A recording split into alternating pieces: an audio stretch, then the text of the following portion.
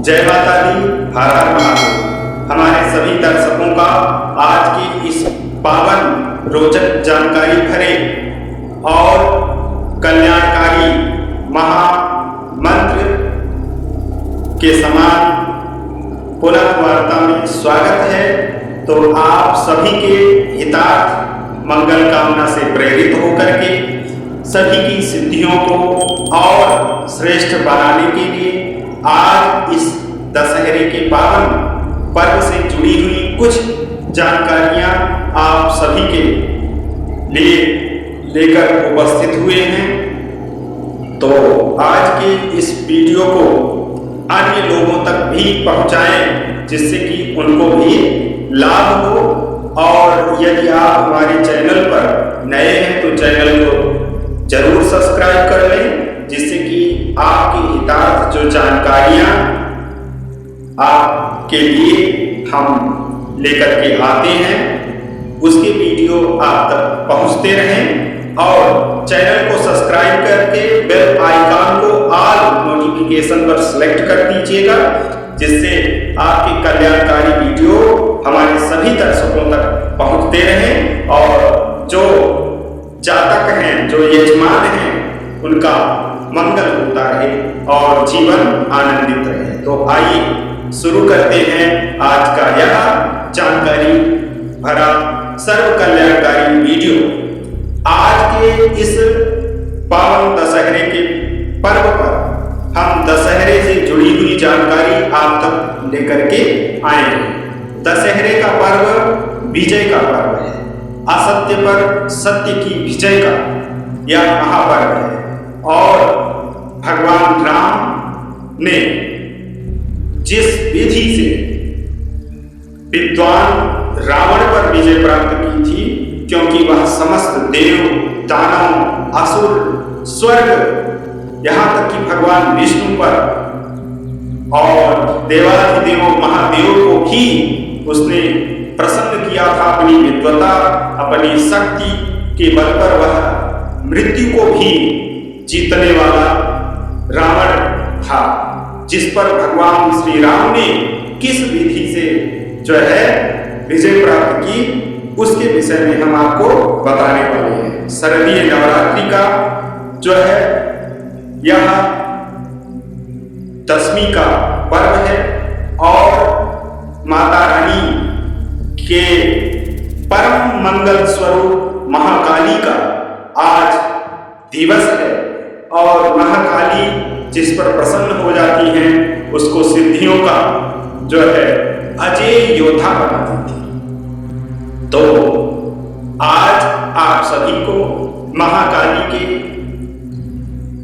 जो वंदना के रूप में आपको विधि अपनानी है, जिस विधि से भगवान श्री राम ने रावण जैसे महाशत्रु पर विजय प्राप्त की थी।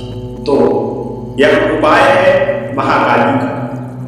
आपको जो है घी का दीपक प्रज्वलित करना है और एकांत में जहां आप पूजन करते हैं या किसी मंदिर में, माता के मंदिर में, आपको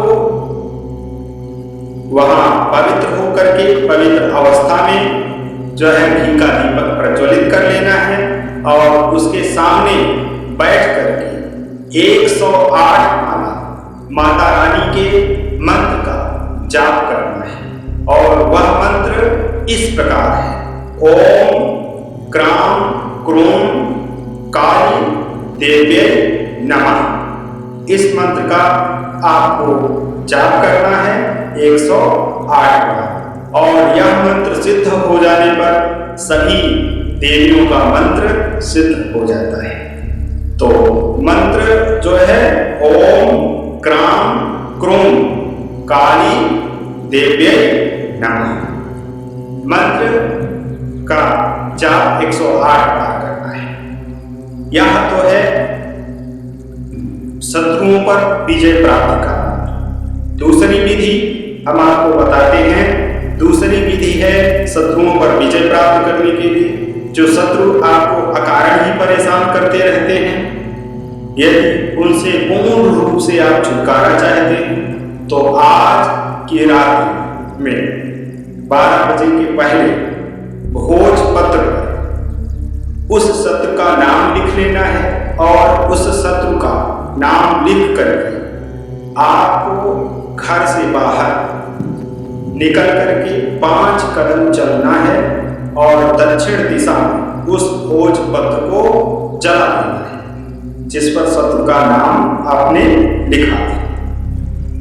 इससे आपका शत्रु आपको परेशान करना बंद कर देगा। और यदि शत्रुता से बहुत परेशान है, आप पूर्ण निदान चाहते हैं और आप यह चाहते हैं कि शत्रु आपसे जो है पूर्ण रूप से मित्रता कर ले या शत्रुता बंद कर, जो आपको परेशान करना चाहता है वह स्वयं उतना परेशान है, तो उसके लिए करना क्या है कि आप दशहरे के पर्व पर मेला जाते हैं और वहां पर रावण दहन का दृश्य भी देखते हैं। तो रावण दहन की जो राख होती उसको जो है उसको आपको लाना है और उसे किसी साफ कागज पर या भोजपत्र जो उपलब्ध उस पर उस शत्रु का नाम लिख लेना है। उस राख उसमें थोड़ा सा जो है वह मिला लेना है, कोई भी रंग या सिंदूर, और उस राख में सिंदूर मिला करके उस शत्रु का नाम उस भोजपत्र पर लिख देना है। और यह ध्यान करना है कि उस कागज को आपको जला देना है या भोजपत्र को जला देना है जिस पर आपने उस राख और सिंदूर मिले हुए उससे उस शत्रु का नाम लिखिए। दूसरा उपाय है आपकी कठिनाइयों को समाप्त करने का। जो रावण दहन की राख थी जिसको आप मेले से लेकर के आए थे, उसी से आप अपनी कठिनाइयों से संबंधित उपाय भी कर सकते हैं। करना क्या है कि आपको किसी भोजपत्र पर या साफ कागज, सादे कागज पर अपनी कठिनाई को लिख लेना है जिससे आप छुटकारा चाहते हैं। उस कठिनाई को लिख लेना है और उसको जो है जला देना है। जलाने के बाद वहीं पर आपको 11, 21 या 108 बार जितना आप कर सके महाकाली के महामंत्र ओम क्राम क्रोम काली देवे नमः का जाप करना है बिना किसी माला के, क्योंकि आज दशहरे का पर्व है। इसमें शत्रुनाशक या महामारी नाशक या जो आपकी कठिनाई है इसमें किसी माला का प्रयोग नहीं करना है। वैसे ही गिन करके 21 बार या 51 बार, 108 बार या 58 बार जितना आप कर सकते हैं, जितनी बड़ी आपकी कठिनाई है उतना आप संख्या में बढ़ाते जाएंगे, जाप करते जाएंगे। और यह जाप वही करना है जहां पर आप उस कागज को चलाते हैं। तो यह रहा उपाय। और दशहरे से संबंधित दूसरा उपाय है, आप अपने समस्त शत्रुओं पर विजय चाहते हैं तो आज के दूसरे दिन यानी दशहरे के दूसरे दिन एकादशी के दिन आपको करना क्या है, वहां पर आपको नित्य सभी क्रियाओं से निवृत्त हो जाना है और आज ही के दिन संकल्प कर लेना है कि हम अगले दिवस इस कार्य को करेंगे। वह कार्य क्या है? वह कार्य है कि आप भगवान राम की तरह अपने समस्त शत्रुओं से मुक्ति चाहते हैं तो आपको करना क्या है? सभी कार्यों में सिद्धि पाना चाहते हैं तो आपको करना क्या है? आपको करना है भगवान सूर्य को जो है प्रातः का लाल पुष्प के साथ अर्घ्य देना है। अर्घ्य क्या है? जल दान करना है।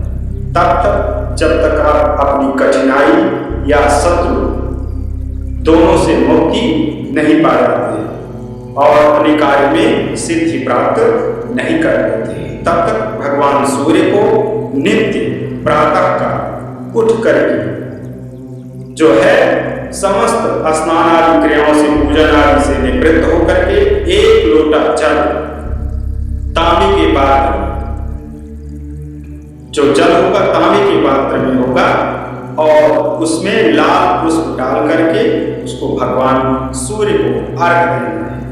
और उसका मंत्र है, ये ही सूर्य सहस्त्रांशो तेज रासो जगतपते अनुकंपाय माम भक्त्या ग्रहणार्थ दिवाकर। ये ही सूर्य सहस्त्रांशो तेज रासो जगतपते अनुकंपाय माम भक्त्या ग्रहणार्थ दिवाकर। और इसके साथ ही आपको जो है आदित्य हृदय स्तोत्र का पाठ करना है। हाँ, आदित्य हृदय स्तोत्र का पाठ करना है। और यदि आप पाठ नहीं कर सकते हैं तो आदित्य हृदय स्तोत्र को सुनना है किसी माध्यम द्वारा या किसी दूसरे द्वारा। आदित्य हृदय स्तोत्र का किसी विद्वान ब्राह्मण द्वारा अपने घर पर जो है उसका अनुष्ठान करवाना है। यदि आप इतना कर लेते हैं तो आपको सिद्धि प्राप्त हो जाएगी। और अन्य उपाय है दशहरे के पर्व से जुड़े। हाँ, आपको एकादशी के दिन में जो है वह भगवान नारायण को प्रसन्न करने हेतु और गुरु ग्रह अर्थात गुरु बृहस्पति को प्रसन्न करने के लिए आपको जो है केले के वृक्ष जो है गंगा जल मिला करके, दूध में गंगा जल मिला करके केले की जड़ में जो है प्रतिदिन प्रातः का पूजन करने के बाद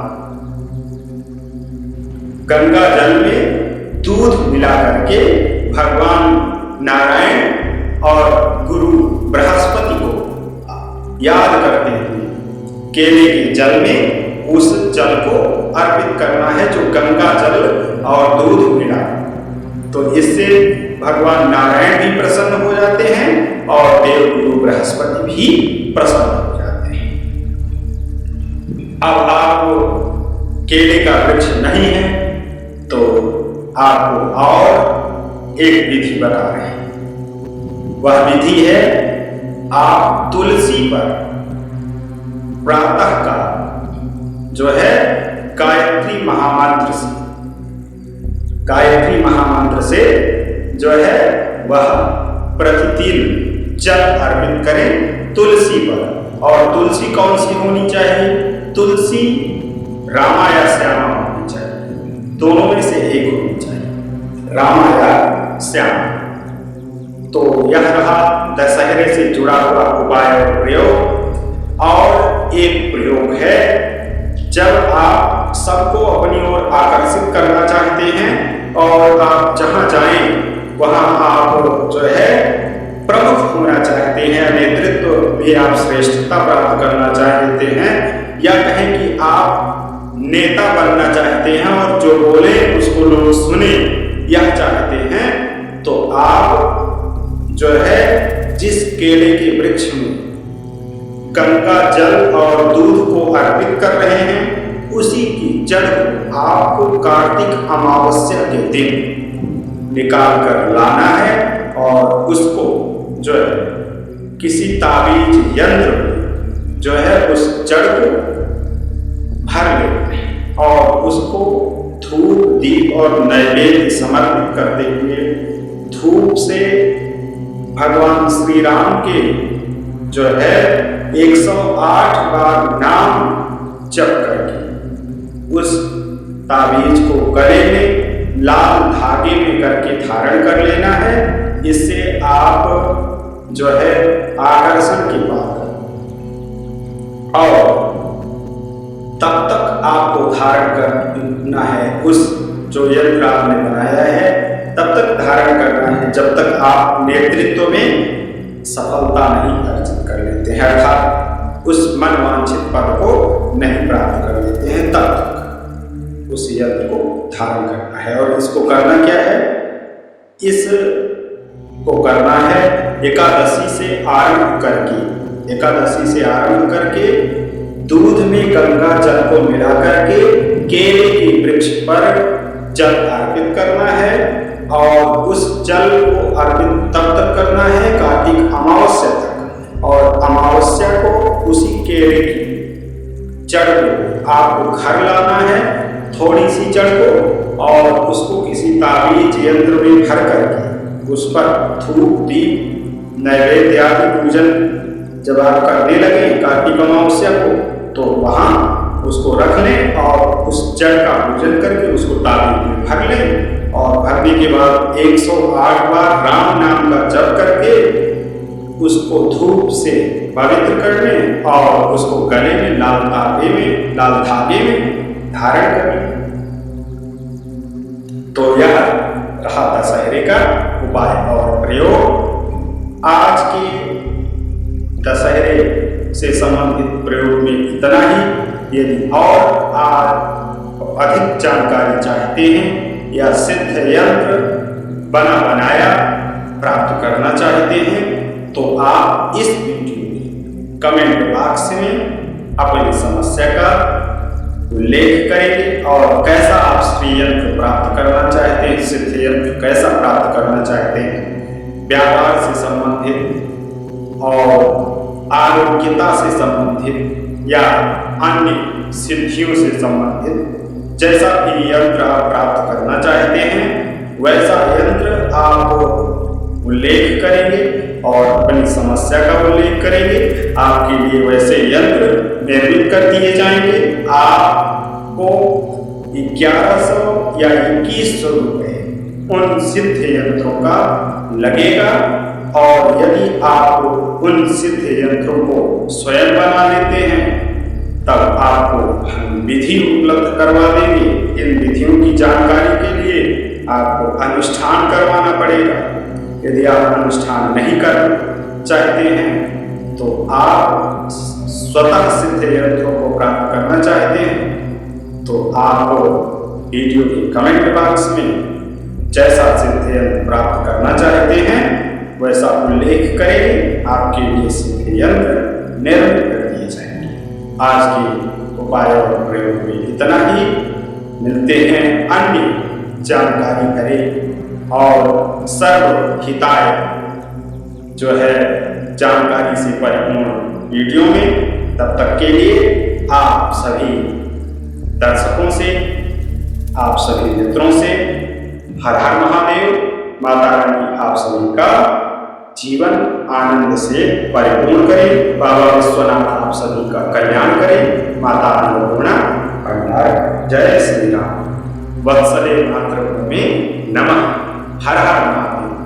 आप सभी कमेंट बॉक्स में हर हर महादेव जरूर लिखेंगे और वीडियो को लाइक करके शेयर कर देंगे अन्य लोगों के हित के लिए, जिससे अन्य लोग भी लाभान्वित हो सकें। यदि आप हमारे चैनल पर नए हैं तो रोचक जानकारी प्राप्त करने के लिए चैनल को सब्सक्राइब कर लीजिएगा। बेल आइकन को प्रेस करके ऑल नोटिफिकेशन पर सेलेक्ट कर दीजिएगा, जिससे आप अपने जीवन में आनंद प्राप्त करने वाली जानकारियों को प्राप्त करते रहें। जय श्री राम। ओम नमो नारायण।